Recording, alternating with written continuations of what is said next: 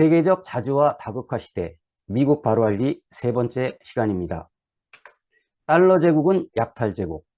네, 이번 강의를 맡은 저는 민플러스 교육원장 김장호입니다. 반갑습니다. 오늘 할 얘기는요, 크게 이렇게 5가지인데요. 미국이 제국이 되는 방법이 무엇인가? 그 다음에 달러 제국은 어떻게 등장했는가? 달러 제국은 어떻게 확대되었지? 그리고 요 밑에 또 국제분업 체계가 하나 있어요. 그래서 국제분업 체계는 어떻게 되어 있는가? 이러한 것으로 인한 달러 제국주의로 인한 피해는 어떤 것들이 있는가? 이런 거에 대해서 하나하나 알아보는 시간을 갖도록 하겠습니다. 먼저 미국이 제국이 되는 방법. 궁금하시죠? 자, 세계 최고의 재정 적자, 세계 최고의 무역 적자. 미국이 그런 나라잖아요. 그런데도 미국이 계속 돈을 벌어요. 과연 그 이유는 무엇일까? 그것을 살펴보자 이거죠. 자, 무역 적자 추이를 한번 보실까요? 2022년에 무역 적자가 140조 원에 이르렀습니다. 네, 어마어마한 무역 적자죠. 그 다음에 미국의 재정 적자가 1972년 정도만 해도 2조 달러 정도야 밖에 안 됐어요. 22년 전만 해도 한 6조 달러? 이 정도 됐단 말이에요. 그런데 올해 초, 작년 말 34조 5천억 달러. 허걱. 그럼 이게 한국 돈으로 얼마냐? 무려 물경 4경 7천조.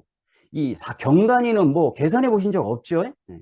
이렇게 심각한 무역 적자와 재정 적자를 겪고 있는 미국이 어떻게 해서 계속 부자가 되고 어떻게 해서 계속 돈을 버는가 궁금하지 않습니까? 네, 그 방법을 여러분들한테 오늘 공개하겠습니다. 자, 미국의 세계 최고의 수출 상품은 무엇이죠? 바로 달러입니다. 이 달러에 비밀이 있는 것이죠. 자, 우리는 열심히 일을 해가지고 이제 반도체, 그 다음에 자동차, TV 이런 걸 만들어서 미국에 수출을 합니다. 그러면 미국이 우리한테 돈을 줘야 되잖아요. 어떻게 돈을 줍니까? 야, 윤전기 돌려라 이래가지고 돈을 줍니다.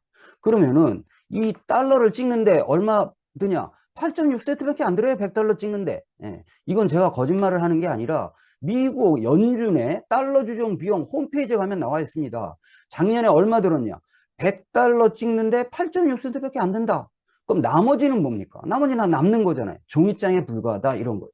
그래서 이 돈을 찍어서 차익을 남기는 거, 이거를 주조 차익, 이제 영어로 뭐라 그러냐? 시니어리지 효과라고 합니다. 예. 그럼 이게 이제 어떻게 가능하냐 이거죠. 기축통화이기 때문에 가능하다 이런 뜻이거든요.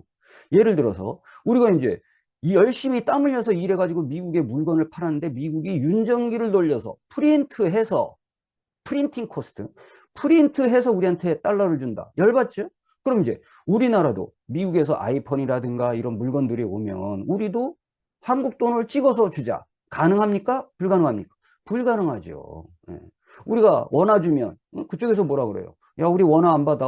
달러 가지고 와. 이렇게 얘기하죠. 예. 왜? 우리나라 돈은 기축통화가 아니기 때문에 그렇습니다. 그럼에도 불구하고 우리는 계속 원화를 찍어댄다. 그럼 무슨 문제가 생기죠? 우리나라는 엄청난 인플레가 생겨가지고 나라가 쫄딱 망하게 되죠. 그러나 미국은 아무리 돈을 찍어도 안 망한다. 왜냐? 미국은 기축통화기 때문에. 아, 그래서 미국 최고의 수출 상품이다. 달러다. 이제 이 비밀이 바로 달러가 기축통화로서 걷게 되는 이익이다. 이렇게 말씀드릴 수 있겠습니다. 이것이 바로 미국이 제국이 되는 방법. 재정 적자와 무역 적자가 세계 최고임에도 불구하고 돈을 버는 방법이다. 이런 것이죠. 자, 그럼 이런 달러 제국은 어떻게 만들어졌을까요? 이게 궁금하시잖아요. 네. 그 시작은 이렇습니다. 1944년 브레튼 우즈라는 미국의 조그만 소도시가 있었어요. 거기에 2차 세계대전이 끝나기 전에 세계의 중앙은행장들을 미국에다 불러 모읍니다. 그리고 나서 하는 말, 뭐요? 앞으로 달러 쓰세요. 무슨 뜻이냐? 이렇게 물어봤더니 그동안은 금으로 썼는데 금을 쓰지 말고 달러를 써라. 뭘 믿고 달러를 쓰라는 거냐? 이렇게 물어봤겠죠? 그러니까 뭐예요? 금 이론수 가져올 때마다 달러 35달러 줄게. 이제 이렇게 해서 달러와 금을 바꿔준다. 이렇게 이제 약속을 한 것이죠. 그러니까 이 은행장들이 그러면 뭐 믿을 만하지. 오케이. 그럼 앞으로 달러를 쓰겠다. 이렇게 해갖고 바로 달러와 금과 달러를 교환하는 금달러 보니제라는 것이 출범을 합니다. 이것이 바로 브레튼 우즈 체제라고 하는 것이죠. 그런데 1971년도에 아주 심각한 일이 벌어지죠. 어떤 일이 벌어집니까? 이른바 닉슨 쇼크.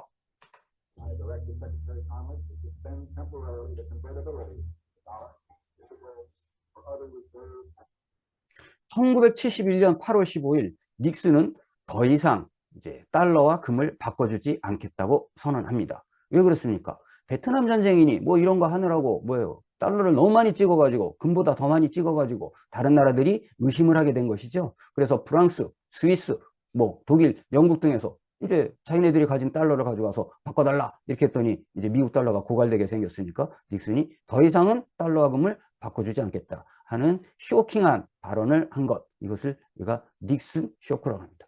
이렇게 됨으로써 이제 달러는 종이금의 시대가 되었습니다. 예, 이 종이금이라는 건 뭐예요? 미국에서 이제 재무상에서 국채를 발행하면 이제 그걸 가지고 그만큼 달러를 찍는다. 이렇게 이제 바뀌어 버린 거잖아요. 네. 그렇게 해서 이제 세계의 통화 시스템이 바뀌게 됩니다. 어떻게 바뀌게 되냐? 처음에는 이제 미국이 2차 세계대전이 끝났을 때 세계의 3분의 2의 금이 미국에 가 있었어요. 그러니까 이걸 바탕으로 해서 이제 뭐예요? 여기에 비례해서 우리가 달러를 찍겠다. 그리고 이론스에다가 35달러 바꿔줄게. 그러니까 너네는 달러에 맞춰갖고 각 달러에 이제 그 엔화, 원화, 파운드, 이제 마르크화 이런 거에 이제 비율을 정해가지고 고정 환율로 해서 이제 이렇게 해서 전 세계가 달러를 중심으로 쓴다. 이것이 바로 브레튼 우주 체제라고 하지 않았습니까? 그런데 닉슨이 이제 금과 달러를 바꾸지 않겠다 이렇게 선언함으로써 이제 종이금이 되었죠. 그것을 바로 킹스턴 체제라고 합니다. 이때는 어떻게 되냐? 재무부가 채권을 발행하면 그 정도의 양만큼 달러를 발행할 수 있다. 그러니까 무지막 막 찍는 거 이제 이런 건 아니다 이거죠. 그리고 이제 환율은 뭐냐? 변동 환율제로 이제 바뀌었다 이거죠. 그것이 너무 이제 심각하게 변동하게 되면 이제 IMF가 한 번씩 한마디 하고 이런 방식으로 이제 바뀐 시스템, 이것을 뭐라 그러냐? 이제 그 종이금의 시대다 이렇게 얘기를 할 수가 있겠죠. 그런데 이 종이금이 너무 이제 변동이 심하니까 어떻게 이걸 좀 안정화시켜야 되잖아요. 달러 가치가 그 당시 이제 폭락하고 이랬으니까. 그러니까 키신저가 어딜 찾아갑니까? 사우디를 찾아갑니다. 그래갖고 1974년에 어떻게 해요? 페트로 달러, 이른바 석유 결제를 할 때는 무조건 달러 쓴다. 이제 이걸로 이제 함으로써 달러를 좀 안정화시킨 이제 이런 거죠. 그런데 이렇게 쭉 유지되어 오던 페트로 달러 시대가 얼마 전에 뭐예요? 사우디가 이 페트로 달러에 대한 협정을 연장하는 것을 거부함으로써 이제 페트로 달러 시대도 끝났죠. 진짜 이제 그 금이 이제 종이금의 시대가 이제 온 것이다. 이렇게 말씀드릴 수 있겠습니다. 자, 그럼 이렇게 시작한 이제 닉슨 쇼크에 시작한 종이금이 이제 어떤 식으로 확대가 되었느냐 이거에 대해서 말씀을 드리겠습니다. 이제 바로 이 종이금을 마구마구 찍음으로써 금융자본주의 시대가 이제 시작이 되는 건데요. 지금 미국의 달러량을 발행하는 것을 한번 보겠습니다. 어느 정도냐? 1980년부터 2007년까지 10년 주기로 2배씩 증가합니다. 보실까요? 1980년부터 90년대까지 2배, 그 다음에 2000년대까지 2배, 2010년대까지 2배, 이렇게 해서 계속 이제 2배씩 증가를 했다 이거예요. 그런데 2008년 양적 완화, 이른바 금융공황 이후에 3차례의 발적 하나를 6년 동안입니다. 그래서 1차, 2차, 3차. 그래서 얼마를 뿌렸냐? 4조 5천억 달러의 달러를 찍었습니다. 그래서 와, 이거 너무 많이 찍은 것 같은데? 이러면서 조금 줄이려고 했어요. 그런데 뭐가 터졌습니까? 코로나가 터졌죠. 2019년 코로나 팬데믹 이후 이 6년 동안 한 것보다 더 많은 5조 달러 이상을 불과 3개월 만에 찍어서 이제 뿌렸다. 그러니까 뭐야? 전 세계는 뭐야? 달러가 막 흥건하게 가득 차 있다. 이런 뜻 아니겠습니까? 예. 이렇게 어마어마하게 달러를 찍어댄 걸 바탕으로 해서 이른바 금융자본주의라는 것이 이제 시작이 되는 겁니다. 그래서 이제 결국 나중에 이제 금융공황까지 가게 되는데 그 근본에는 어떤 것이 있냐? 자, 보십시오. 2016년 블룸버그의 발표에 의하면 여기에 GDP 총 생산량이 세계적으로 77조 정도 됩니다. 그러니까 여기 뭐 78조 정도 되겠네요. 예. 그런데 여기에 보시면은 주식 시가총액이 이제 한 3조 정도 더 많았고 81조. 여기 보면 채권이 215조. 여기 부동산이 217조. 파생 상품이 544조. 이렇게 해서 이 양적 완화로 의해서 글로벌 금융자산이 1000조 달러에 했다. 여기 78조. 이거 다 합치면 한 1000조 달러 되잖아요. 이거는 뭐예요? 이 GDP 78조 정도의 몇 배가 된다는 거냐? 12배가 된다. 이런 뜻입니다. 그러니까 뭐예요? 실물 경제에 들어가는 돈에 비해서 돈 놓고 돈 먹는 금융시장에 돌아다니는 돈이 12배나 많다. 이런 것이죠. 이게 바로 금융자본주의, 카지노 자본주의다. 이런 것이죠. 결국 이 카지노 자본주의는 어떤 식으로 전 세계를 돌리냐. 이른바 어마어마하게 달러를 지겨서 금융자본주의를 만든 다음에 달러 순환체계, 달러 환류체계를 만들게 됩니다. 이것은 미국이 달러를 찍어서 얻는 주조차익 플러스 두 번째 미국이 부자가 되는 이제 그 이유다. 이렇게 말씀드릴 수 있겠습니다. 그걸 자세히 설명을 드리면 여기 보시면 미국은 무역이 적자죠? 수입을 많이 하니까. 중국, 독일, 한국은 무역이 흑자겠죠? 미국에 수출을 많이 하니까. 그렇게 해서 처음에 말씀드린 것처럼 우리나라, 독일, 중국 이런 나라는 열심히 땀 흘려 이래갖고 미국한테 물건을 팝니다. 그러면 미국은 뭐예요? 물건을 사겠죠? 뭐로? 달러를 찍어서 이렇게 오는 거예요. 그럼 여기에 달러가 쌓이겠죠? 여기에 쌓여있는 대미 수출국들의 달러를 가지고 뭘 하겠습니까? 뭐 금고에 넣어놔요? 그러지 않죠. 어떻게 합니까? 미국 국채를 사게 됩니다. 그럼 미국 국채를 사게 되니까 여기 왔던 달러가 다시 어떻게 됩니까? 월스트리트, 월가, 시티은행 이런 데 금고에 다시 쌓이겠죠? 이제 여기에 쌓인 다시 돌아온 달러를 가지고 미국은 다시 뭐 합니까?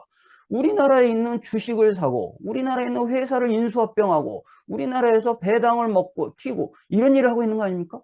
그러니까 바로 우리는 미국에 열심히 일을 해서 물건을 수출해갖고 달러를 받은 다음에 그걸 국채를 샀는데 그 나라들이 다시 우리나라 자기가 다니는 회사를 먹고 있다.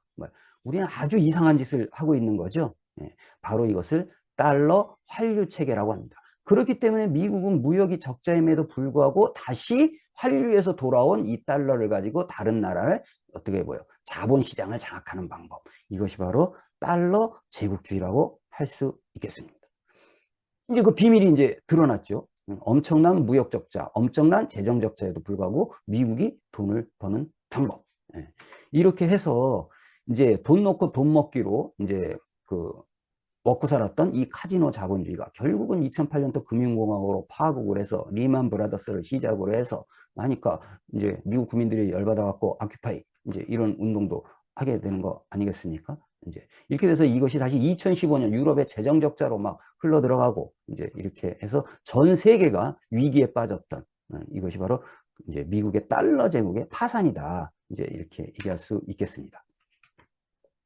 그럼 이러한 달러 시스템이 아직도 2008년 금융공황 이후에도 계속 이제 돌아가고 있잖아요. 그럼 이걸 떠받치는 것들이 있기 때문에 가능한 겁니다. 그게 뭐냐? 응?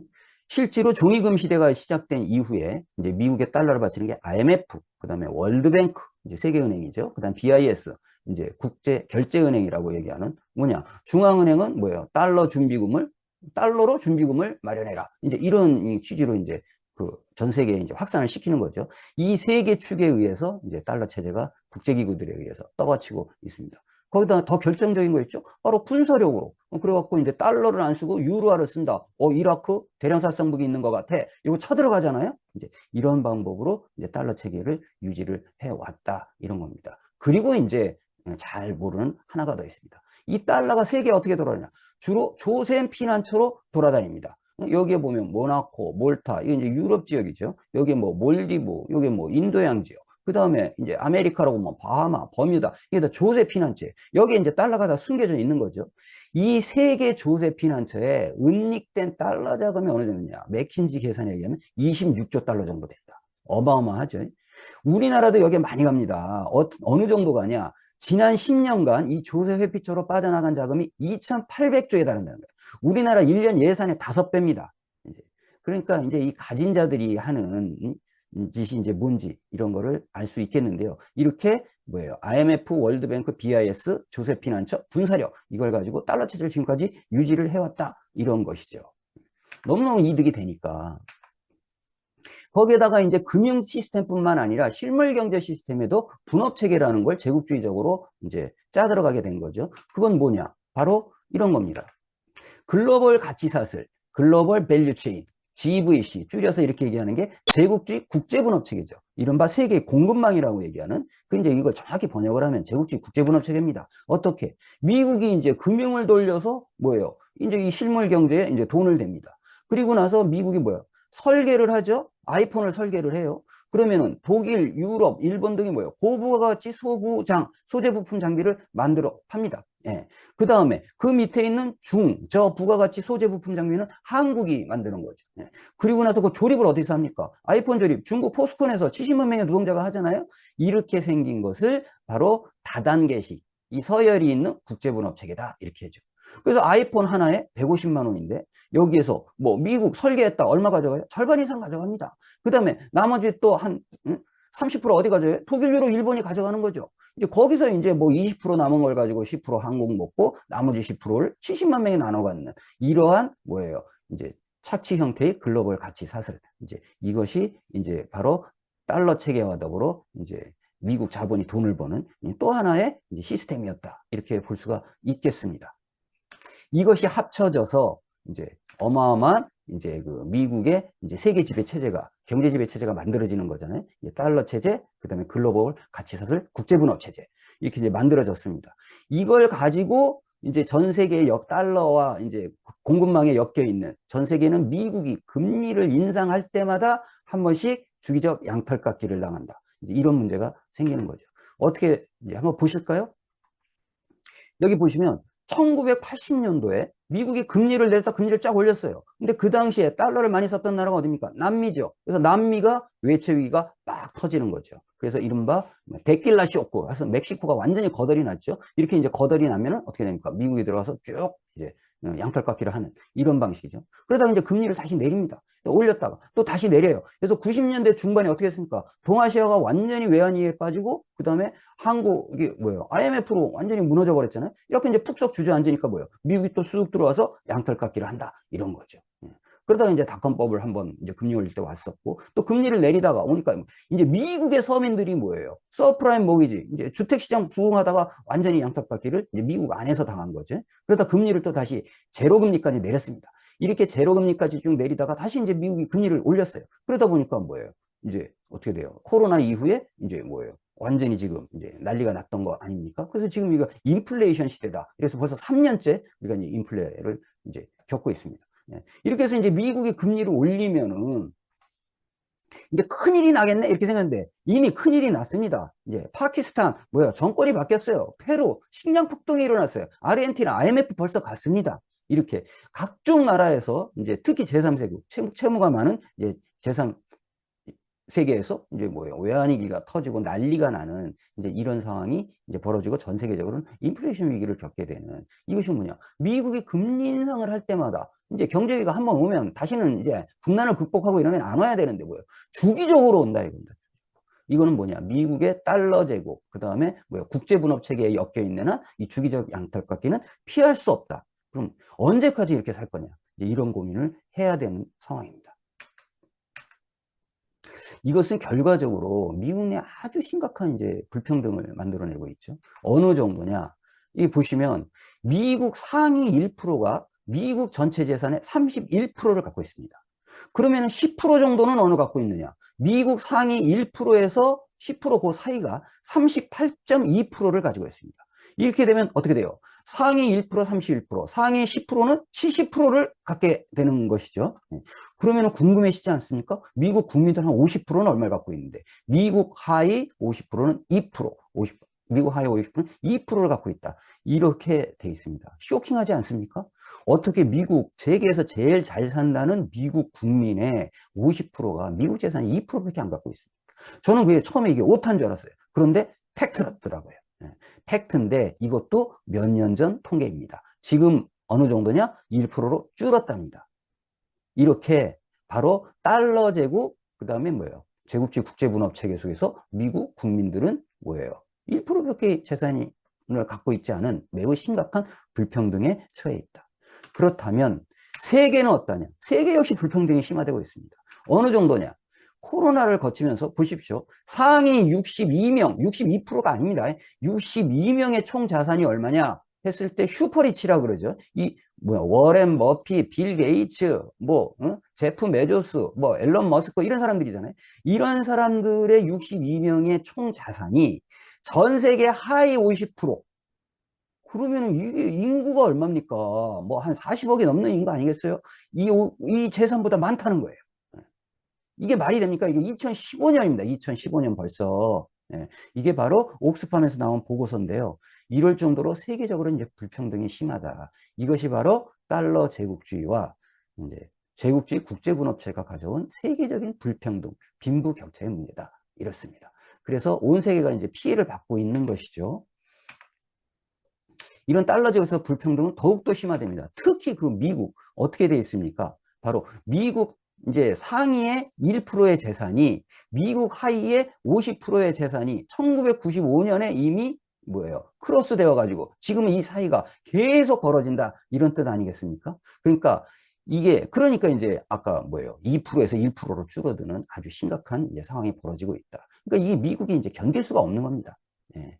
바로 이렇게 해서 미국과 전 세계의 불평등이 심화되는 것이 바로 달러 제국주의가 가져온 것이고, 그래서 이 강의의 제목이 뭐였냐? 미국 달러 제국은 약탈 제국이다. 이렇게 말씀드리는 겁니다. 네, 이만 하겠습니다.